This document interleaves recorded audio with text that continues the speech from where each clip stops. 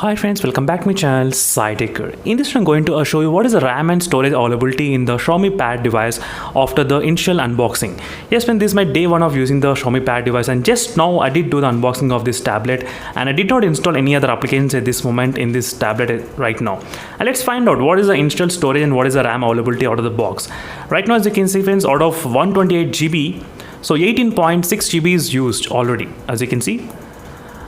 Clearly you can see, and the available amount of GB is about 109 GB is right now available in this Xiaomi Pad device exactly.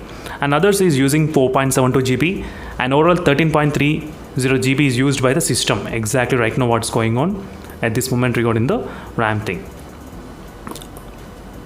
And there is also memory expansion also option is available in this tablet. If you want, you can actually enable that. I think and already the 2 GB of RAM expansion has been enabled. That's the reason why the storage might be slightly kind of showing you a little bit kind of less because of that reason as well. So if you want, you can disable that, but I will definitely not advise you to disable. Keep it on because for the better performance.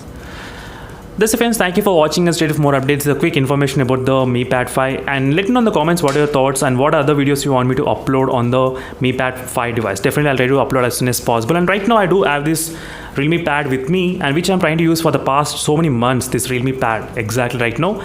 And in case if you want instant replies from me, make sure to take the channel membership subscription as well. These are the 3 levels of subscription which is available.